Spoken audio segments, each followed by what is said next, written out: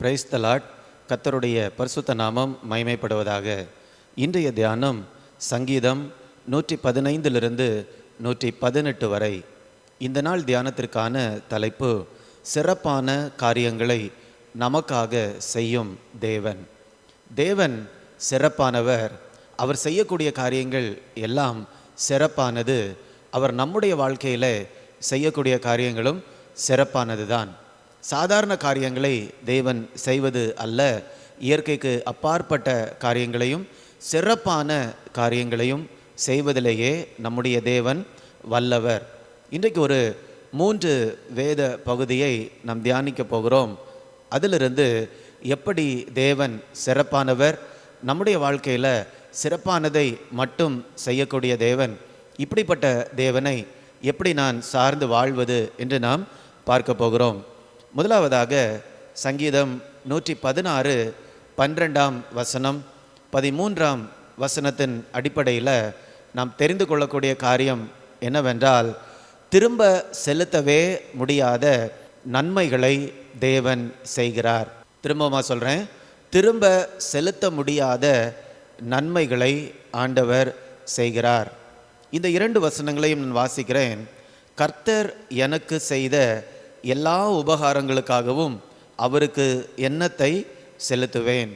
இரட்சிப்பின் பாத்திரத்தை எடுத்துக்கொண்டு கர்த்தருடைய நாமத்தை தொழுது கொள்ளுவேன். இந்த பூமியில் நம்முடைய வாழ்க்கையில் யாராவது ஒரு உதவியை செய்திருந்தார்கள் என்றால், நாம் அவர்களுக்கு அந்த உதவிக்கு பதிலாக வேறு என்ன காரியங்களை செய்யலாம் என்ற வாய்ப்பை நாம் தேடி கொண்டிருப்போம். சரியான வாய்ப்பு கிடைக்கும்போது அவர்களுக்கு அந்த நன்மைகளை நாம் செய்வோம். மற்றவர்களும் அது மாதிரி தான். அவர்களுக்கு நாம் ஏதோ ஒரு நிலையில் உதவி செய்யும்போது நமக்கு அந்த உதவியை எப்படி திரும்ப செய்வது என்ற வாய்ப்பை பார்த்து கொண்டிருப்பார்கள். சரியான நேரத்தில் நமக்கு உதவி செய்வார்கள். ஆனால் கர்த்தர் நம்முடைய வாழ்க்கையில் செய்யக்கூடிய காரியத்திற்கும் மற்றவர்கள் செய்யக்கூடிய காரியங்களுக்கும் இருக்கக்கூடிய வித்தியாசம் என்னவென்றால், ஆண்டவர் நமக்கு செய்யக்கூடிய உதவிகளுக்கு நம்ம திரும்ப எதுவுமே செய்ய முடியாது.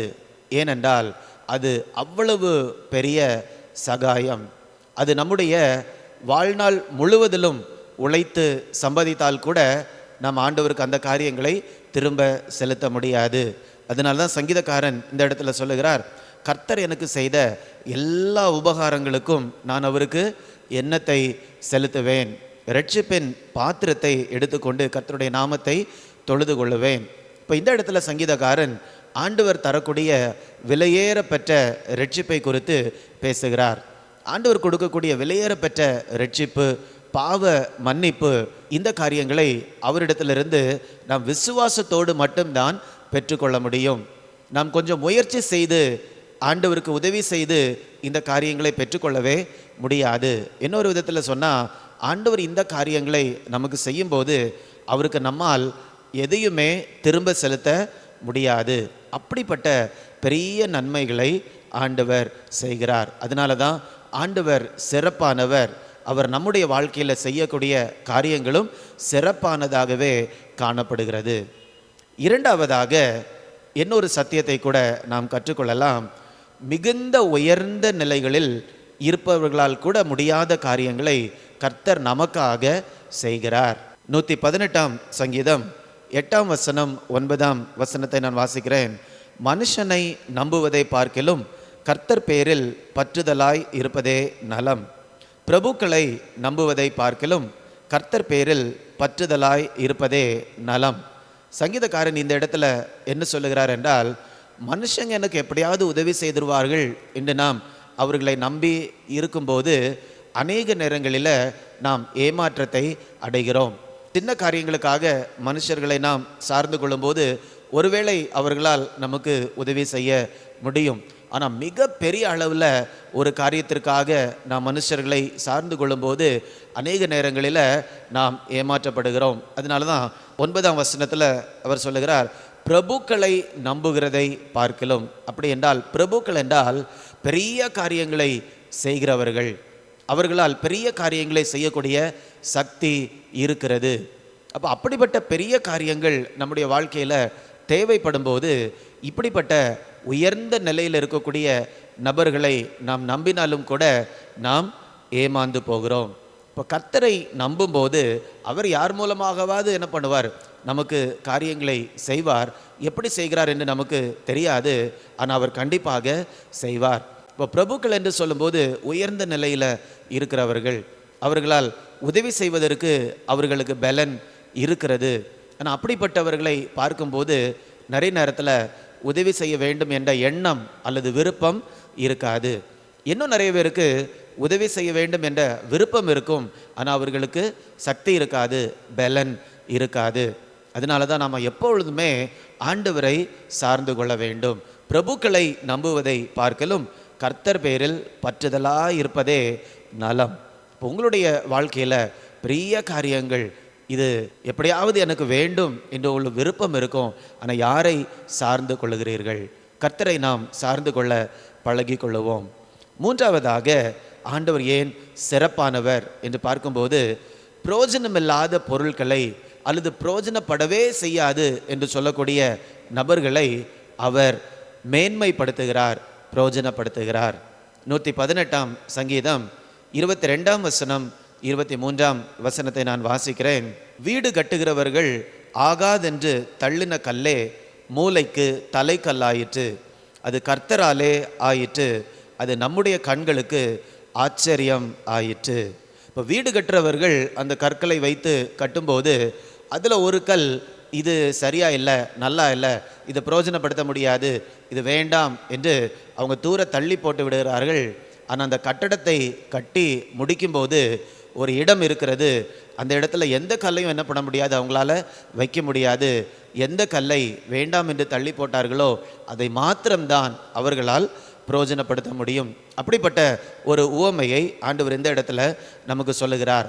எந்த பொருள் அல்லது எந்த நபர் இவங்க பிரயோஜனப்பட மாட்டார்கள், இவர்கள் வேண்டாம் என்று ஒதுக்கி தள்ளப்படுகிறார்களோ அதே பொருளை, அதே நபரை ஆண்டவர் எடுத்து என்ன செய்கிறார், மேன்மைப்படுத்துகிறார். அதனால தான் 23ஆம் வசனம் சொல்லுகிறது, அது கர்த்தராலே ஆயிற்று, அது நம்முடைய கண்களுக்கு ஆச்சரியமாயிற்று. நாம் நினைப்போம், ஐயோ நான் எதுக்குமே பிரயோஜனப்பட மாட்டேன் என்று நான் நினைத்தேனே, ஆனால் ஆண்டவர் என்னை தெரிந்தெடுத்த உடனே அவர் என்னை மேன்மைப்படுத்தி இருக்கிறாரே. பிரயோஜனப்படாத ஒரு நபராக இருந்த என்னை ஆண்டவர் இவ்வளவு மேன்மைப்படுத்தி இருக்கிறாரே. அப்போ இந்த 3 பகுதிகளை நாம் பார்த்துருக்கிறோம். இந்த 3மே மிக சிறப்பான செயல்கள், திரும்ப செலுத்த முடியாத அளவுக்கு ஆண்டவர் நமக்கு செய்யக்கூடிய செயல்கள். பிரபுக்களால் கூட உதவி செய்ய முடியாது, ஆனால் ஆண்டவர் உதவி செய்கிறார். பிரயோஜனமில்லாத காரியம், இதை யாராலுமே பயன்படுத்த முடியாது, மகிமைப்படுத்த முடியாது, ஆனால் ஆண்டவர் அந்த தள்ளப்பட்ட காரியங்களை, தள்ளப்பட்ட நபர்களை அவர் அவருடைய கரங்களில் எடுத்து முதலாவதாக மகிமைப்படுத்துகிறார், மேன்மைப்படுத்துகிறார். அதன் பின்பு அதை பிரயோஜனமுள்ள ஒரு பொருளாக, பிரயோஜனமுள்ள ஒரு நபராக ஆண்டவர் மாற்றுகிறார். அப்போ சிறப்பான தேவன் நமக்கு சிறப்பானதையே தருகிறார்.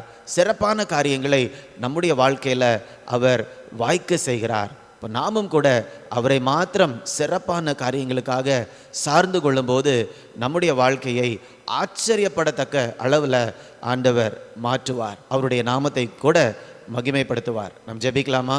அன்பின் பரலோக பிதாவே, இந்த நல்ல நாளுக்காக நன்றி அப்பா. நீங்கள் சிறப்பான தேவன், சிறப்பானதையே எங்களுக்கு தருகிறீர் என்று நாங்கள் தியானிச்சிருக்கிறோம். நீங்கள் தரக்கூடிய ரட்சிப்பை வேறு எங்கேயுமே நாங்கள் பெற்றுக்கொள்ள முடியாது.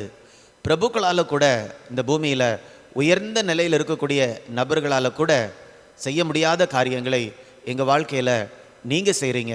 அதற்காக உமக்கு நன்றி செலுத்துகிறேன் தகப்பனே. அநேக இடங்களில் நாங்கள் ஒதுக்கி தள்ளப்பட்ட இடங்களில், நான் இனி யாருக்கும் பிரயோஜனம் இல்லை என்று நாங்கள் எண்ணிக்கொண்டிருந்த இடங்களில் நீர் எங்களை தெரிந்து கொண்டு எங்களை உம்முடைய கரங்களில் எடுத்து எங்களை மகிமைப்படுத்தியிருக்கிறீர், பிரயோஜனப்படுத்தியிருக்கிறீர். அப்படிப்பட்ட மேன்மையான காரியங்களை எங்களுடைய வாழ்க்கையில் நீங்கள் செய்கிறபடியால் உமக்கு நன்றி செலுத்துகிறேன் தகப்பனே. தொடர்ந்து ஆண்டவர் எங்களுடைய வாழ்க்கையில் பெரிய காரியங்களை செய்து ஆச்சரியப்படத்தக்க அளவில் ஆண்டவர் ஆசீர்வதித்து உடைய நாமத்தை நீங்கள் மகிமைப்படுத்தும்படியாய் ஜெபிக்கிறேன் அப்பா. மீட்பர் இயேசுவின் மூலம் கேட்கிறேன் நல்ல பிதாவே. ஆமேன், ஆமேன். God bless you. God bless you.